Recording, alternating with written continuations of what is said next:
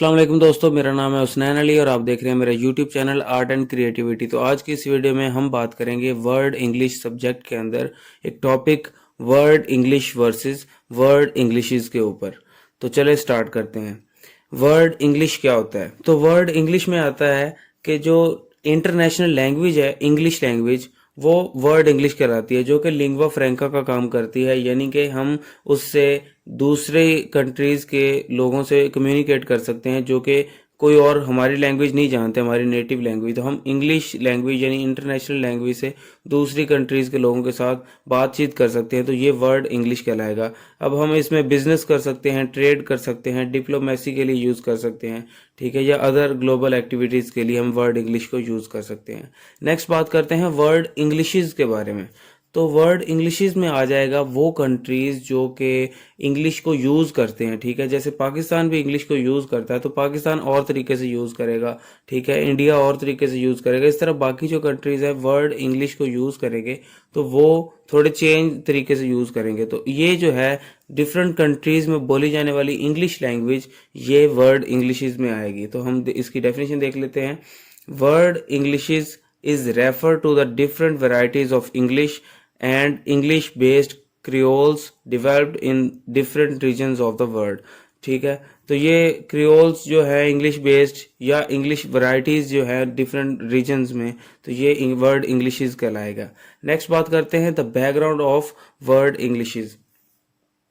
तो इसमें आएगा Arabic, Chinese, French, Russian, Spanish and English are 6 official language of United Nation. United Nation की ये 6 ऑफिशियल लैंग्वेजेस हैं। In the first session of United Nation General Assembly in 1946 English and French were adopted as 2 working languages for the United Nations के 1946 में जो है United nation के अंदर जब इंटरनेशनल लैंग्वेज की बात की गई तो उसमें फ्रेंच और जो इंग्लिश के है वो अडॉप्ट की गई थी।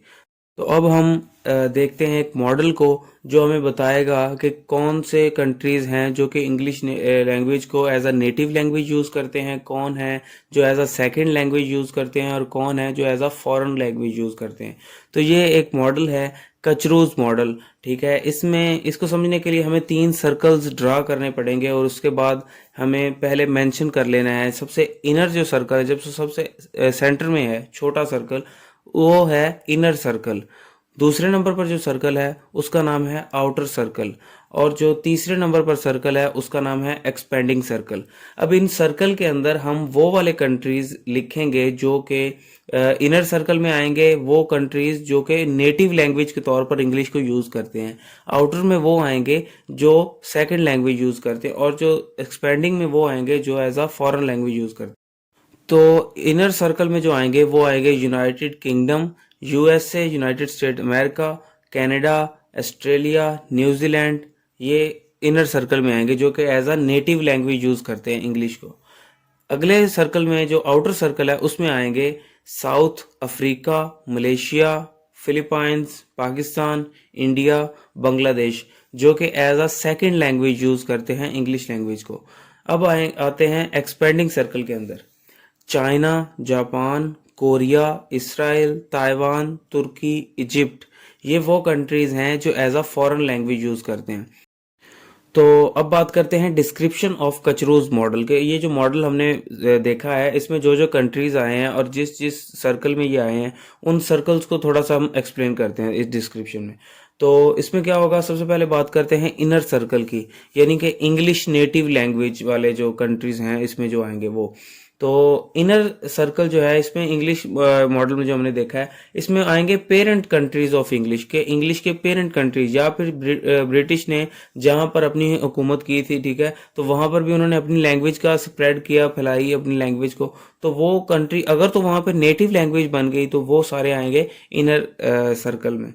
तो नेक्स्ट बात करते हैं आउटर सर्कल की। इसमें क्या होगा, इसमें इंग्लिश सेकंड लैंग्वेज जो है एज अ यूज करते हैं, तो हम पाकिस्तान भी इसमें आएगा और बाकी इस तरह के कंट्रीज जो हमने मेंशन किए थे। The outer circle is inhabited by the colonised territory, यानी कि जहां पर बरतानिया ने या इन्होंने हुकूमत की अपनी। in which English is second or non-native language and used in different functional domains। यानी कि मुख्तलिफ अपने कामों में जो इंग्लिश लैंग्वेज को अपने कंट्री के अंदर सेकंड लैंग्वेज के तौर पे यूज करते हैं, such as government, education, law and so on. Next बात करते हैं एक्सपेंडिंग सर्कल में। इसमें क्या है कि इसमें इंग्लिश फॉरेन लैंग्वेज के तौर पे यूज की जाती है। तो इसमें आएगा जी, in this circle English is considered as foreign language. Foreign language consider भी की जाती है और फॉरेन लैंग्वेज के तौर पे यूज भी की जाती है। इन हाईली रिस्ट्रिक्टेड डोमेन्स, डोमेन्स कहते हैं जहां पर आपकी हुकूमत हो या जहां पर किसी चीज की हुकूमत हो। तो इन हाईली रिस्ट्रिक्टेड डोमेन्स यानी कि इंग्लिश की जहां पर हुकूमत है, जहां पर इंग्लिश के बगैर गुजारा नहीं है, ठीक है। तो such as for international communication, जैसे इंटरनेशनल कम्युनिकेशन है, वहां पर जो इंग्लिश की हुकूमत है, ठीक है, कि वहां पर हम अपनी लैंग्वेज यूज नहीं कर सकते इंटरनेशनल लेवल पे, लोगों को समझ नहीं आएगी, इंग्लिश लिंगवा फ्रैंका के तौर पे यूज होती है। तो वहां पर ये कंट्रीज जो है जैसे चाइना है या इस तरह, ये सिर्फ इंटरनेशनल कम्युनिकेशन के तौर पे इंग्लिश को यूज करते हैं, अपनी कंट्री में बिल्कुल यूज नहीं करते। तो ये एक्सपेंडिंग सर्कल में आएंगे। तो अब बात करते हैं ब्राज कचरू के बारे में, जिन्होंने ये मॉडल प्रेजेंट किया था, उनके बारे में थोड़ा सा जानते हैं। Braj Kachru, he was Kashmiri linguist born in Srinagar, he present this model. तो इन्होंने ये मॉडल प्रेजेंट किया था। According to the Kachru 1992, the global spread of English can be explained in term of 2 dispersal transportations. तो इसमें क्या आएगा जी, इसमें 2 उन्होंने डिस्पर्सल्स अपने पेश किए हैं। The first dispersal was with in inner circle, यानी इनर सर्कल में आता है।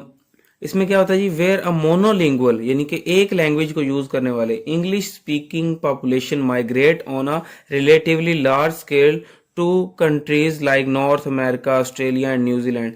तो इसमें यह आएगा जी कि इनर सर्कल के जो कंट्रीज हैं, जैसे अमेरिका है, यूनाइटेड किंगडम है ब्रिटिश, तो इन्होंने क्या किया, माइग्रेट किया कहीं पे जहां पर, मतलब या तो फिर इन्होंने अपनी हुकूमत बना ली, यहाँ पर कहीं पे जाके रहने लग पड़े, तो इन्होंने वहां पे जाके अपनी लैंग्वेज को फ्लो किया, मतलब कि स्प्रेड किया, फैला दिया। तो वहां पर अगर तो नेटिव लैंग्वेज बन गई तो वो कंट्रीज जो हैं वो इनर सर्कल में आएंगे, ठीक है, जैसे ऑस्ट्रेलिया, न्यूजीलैंड की एग्जांपल दी गई है।